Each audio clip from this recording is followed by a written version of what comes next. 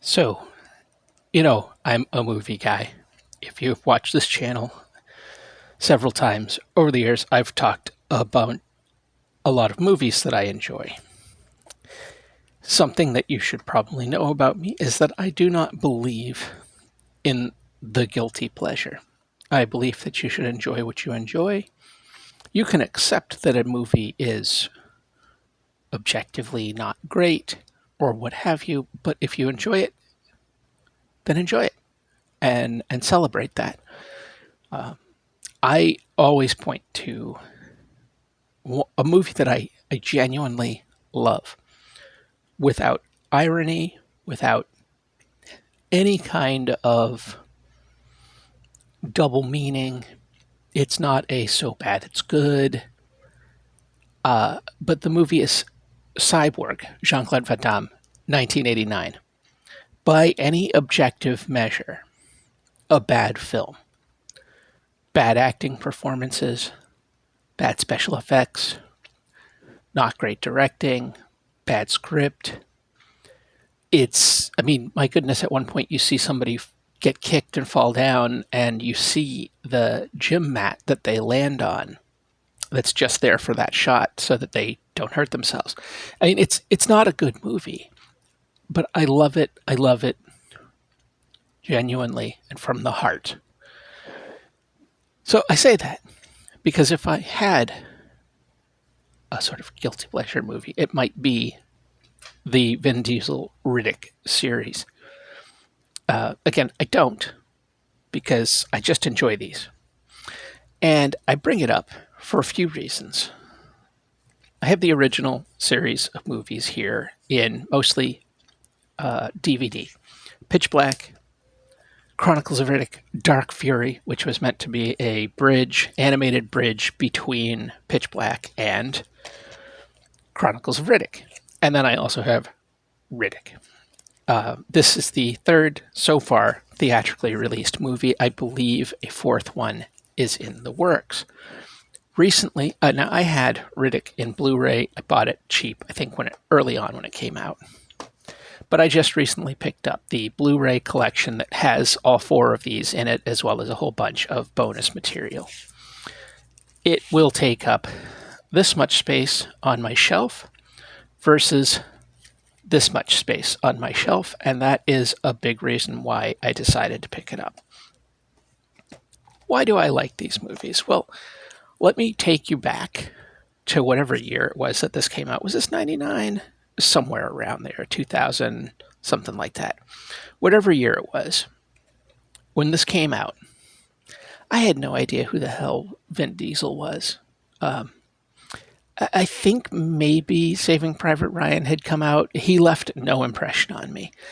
I can't remember if I think this was before The Fast and the Furious, because The Fast and the Furious came out while I was working at a movie theater, and I remember catching the end couple of minutes in the last credits, and it was just so bad.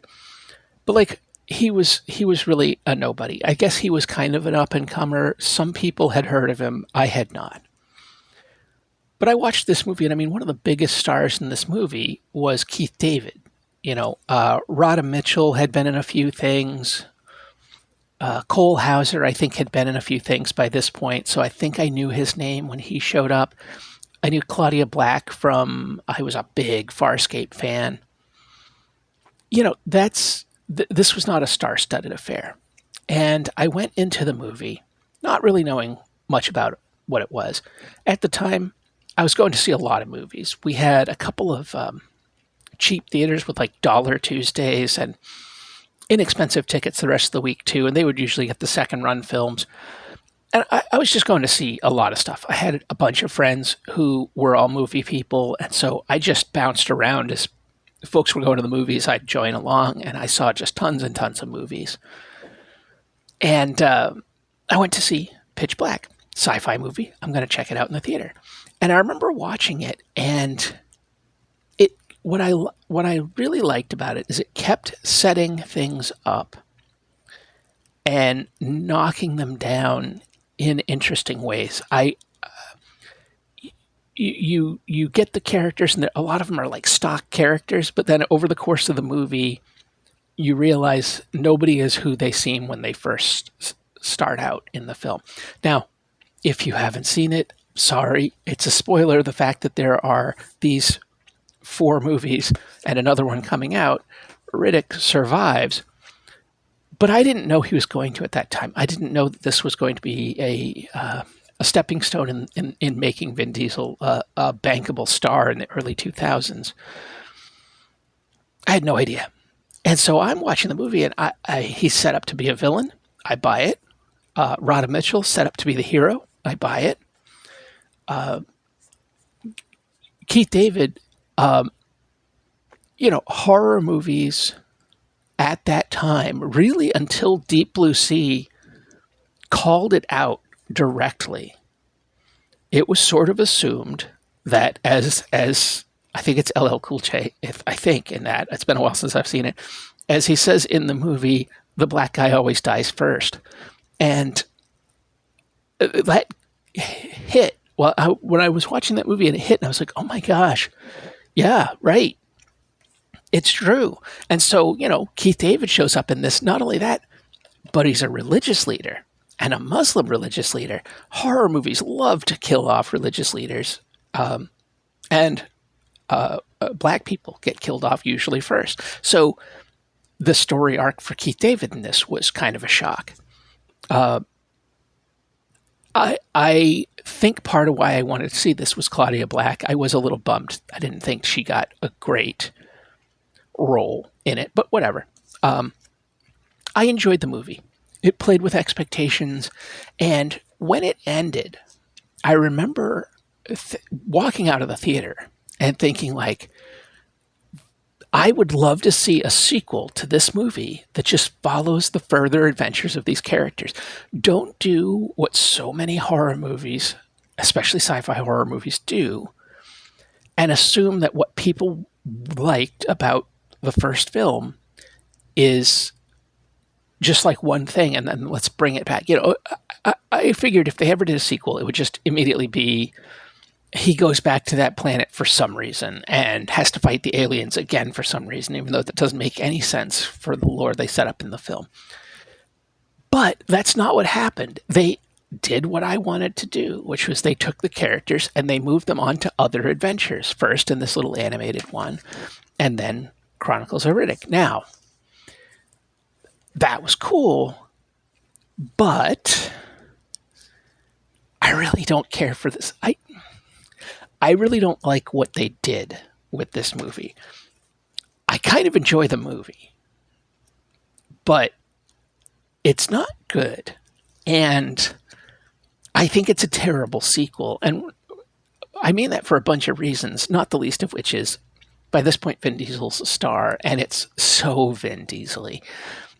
He just mumbles through all this, almost David Ayer level of tough guy talk that just gets tiresome real fast. But, the Necromunders, they don't make any sense. There's like 3 different ideas that don't work together, crammed into the Necromongers as a faction. The whole, like, they're semi-undead, okay, that would work by itself, but you keep what you kill. That makes no sense, and it doesn't make any sense in the movie either. It's just like a thing that somebody thought sounded cool, and they say it, and it doesn't make any sense. And then all the political machinations which don't mesh with the 2 other ideas. So, anyway, it's a goofy-ass movie. Also, they bring in some whole, like, mystical stuff. I mean, it basically changes genre. It goes from a kind of grounded, alien-esque, blue-collar science fiction movie, and it turns into a Star Wars, Warhammer kind of sci-fantasy. I mean, it's got Judi Dench floating around as a half-physical spirit lady, elemental lady, I'm sorry. It's got so much goofy crap in it. And on top of that, they kind of pull an Alien 3 by barely giving screen time to the characters that survived the first film before they're no longer an issue. And I really didn't care for that. Years later, along comes Riddick, and Riddick is almost like what I expected the sequel to Pitch Black to be, where it's not going back to the same planet, but basically it's the second half of the film is basically a rerun of the first half of the film. So, whatever. It's goofy, but it's fun in its own way. I kind of enjoy it. It was certainly, I think, better than Chronicles of Riddick, and it's a better sequel to Pitch Black than Chronicles of Riddick. Anyway, so I picked up the Blu-ray of the series, and it just reminded me, because I bring up movies a lot of times in reference to tabletop role-playing games, and at the time that this came out, that Pitch Black came out, I was running, or I was getting ready to run Fading Suns. I ran a 2-year campaign of this, and then a couple years later, I tried to run another one. I think I got 4 sessions in before things didn't go well. And that's actually the beginning of my long hiatus from the hobby, because I'd had several game frustrations in a row, and I think that one sealed the deal for me, where I didn't want to run anything anymore, and that was true for a long time. But anyway, I really liked Fading Suns, and I actually think that Pitch Black is a great Fading Suns movie. Now, Fading Suns tends to lean a little bit more into the high melodrama, at least as written. That's the sort of idea. It's more on the level of a Dune, where the idea is that you're playing big movers and shakers. Even if you're start at low levels, you're the kind of characters who are going to be the big movers and shakers. Your young lords, your young merchant guild people, or priesthood, or whatever. But you're all from the factions that are going to be setting up what's happening in the universe. But I love the setting, and it's kind of like how I feel with Warhammer 40K. I actually really find fascinating the idea of normal people's lives in this kind of world. And that's sort of what Pitch Black is. This is, a lot of these characters are people who would exist on the fringe of society. They're not they're not necessarily serfs, but they're a step up from serfs, but nowhere near to the level of guild members or church members or nobility. And I find that really interesting. And so I thought that this was a really good Fading Suns movie, and it was one of the reasons why I think I responded so well to it. And I remember at the time I was running this, I had complaints from several players about not understanding Fading Suns and not really clicking with it. And it's one thing not clicking with it because you don't care for it. That's one thing. But I just didn't understand how people didn't understand Fading Suns, because it didn't seem, especially this was like sci-fi nerds. This was, tabletop role players. These were primed for nerd stuff people. You're telling me they don't understand Dune, they don't understand Star Wars, they don't understand any of that. That made no sense to me. But that's what people said. So I realize now, I look back and I'm like, I like to have a movie playlist, and Pitch Black would be on my movie playlist for Fading Suns. So just wanted to talk about that, I guess. I'll be curious to see another movie. I feel like Vin Diesel's star power definitely waned. I mean, star power has waned. There's all kinds of talk about the death of the movie star and all that sort of thing. And I don't think Vin Diesel is enough to put butts in seats. I find it fascinating that he's so into this character that, he and David Twohy, I think is the director's name, and writer, if I remember right.